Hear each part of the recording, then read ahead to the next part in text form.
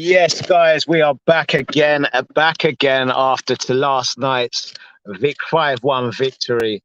And some things I didn't notice at the game. I noticed that Sunderland didn't take the knee and the fans booed that. So 5-1. See you guys later. Even though I don't mind them as a club, but maybe they got their reasons. And yeah, whatever. But 5-1 win. After the game, I always feel a bit ropey because you have a couple of, you have 1 and 2, and you feel a little bit, I'm not someone that drinks often and I don't enjoy it. Well, I do enjoy it at the time, but the next day is the hard part, obviously. But yeah, so there's Arteta had a press conference and here's the reaction to it. What he's saying at the moment, he doesn't want to get carried away. He mentions that there's still a lot of stuff for the team to improve on, but he feels that the club's going in the right direction. And I have to agree. I absolutely 100% have to agree. The club is going in the right direction. We've got to keep it going because there will be ups and downs. But you can see like the players are finally grasping his ideas. It's taken a long time, but they're finally grasping his ideas, and these new players are getting it. There was a lot of things that were discussed in the press conference, and I'm going to go for the main parts. There was more talk about Charlie Patino. They were talking about how happy he is with the Hale End and all the work that they put in at Hale End, and they're reaping the fruits from the seeds that they planted years ago. A lot of good work has gone into Hale End. So, and Charlie Patino, so happy for him. It's like stories stuff. He was getting his name sung out by the fans before he came on, and it must give him goosebumps. Seen on his Instagram and his socials that he said it's the best day of his life, and hopefully he can keep his feet on the ground and go again and just keep progressing, wanting to be the best. Hopefully it doesn't go the wrong way where he gets, might get complacent and think the work's done. No, the work's getting started. There's still a lot of work to do, but hopefully that flavour makes him realise, there's a path for him to get where he wants to get to, and there's a big chance. So grab it with both hands, Charlie. Grab it with both hands. Work harder than anybody else, and who knows how far you can go. Interesting comments about Aubameyang. Some real interesting comments. So I'm wondering, is there more than meets the eye? Because remember when there was a problem with Lacazette and Aubameyang at the start of the season, people were saying that there's something's not right, and they both had COVID. That was it.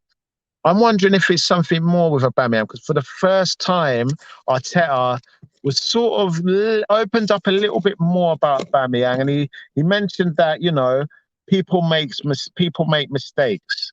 He said that. He said people make mistakes, and he's starting to not use that strong shutdown language. It's not available. So I'm wondering if Aubameyang possibly was isolating. I'm not sure, but what we do know is that he is becoming a little bit more lenient with Aubameyang. So that's interesting.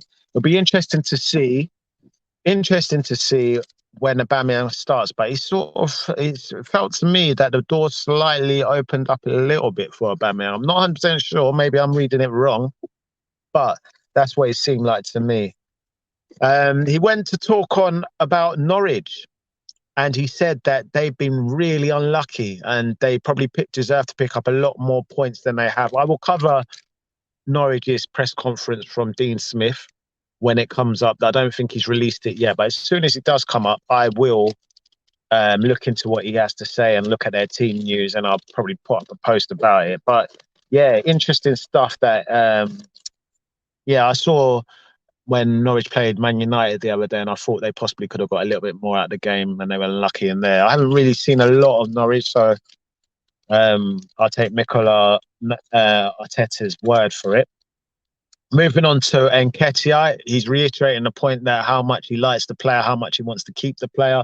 Nketiah coming off the back of scoring a hat-trick last night, and I rewatched the goals, and two of the finishes were sublime.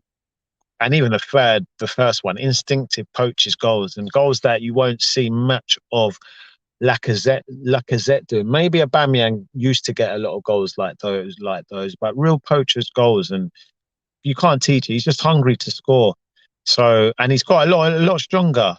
Eddie. I noticed that in pre-season, he looks a little bit more physical, like he's been in the gym working out and doing hard work in his strength and conditioning side. So that's interesting. He looks a little bit stronger. The desire's there. I think there's still some stuff to brush up on. Like I think a little bit more focus and concentration in terms of. I think he's got it. I think he's a good finisher and he's got a lot to work with. So there's still stuff, but I feel just needs to tighten up in certain areas of his game. But definitely, he's come on leaps and bounds, and scoring a hat trick is no mean feat. Even if it's only against Sunderland, he's still done his job. So, what I liked is the runs he makes and the way he finished. Like the goals he scored yesterday, if he can make them runs, he'll do fantastic. Um, but Arteta did. I don't think there's going to be a future for Laka because Arteta virtually shut it down straight away. He said they just got to keep working hard. He didn't give the same sentiment to Lacazette like he did for Nketiah. Anyway, guys, I'm out. Ciao.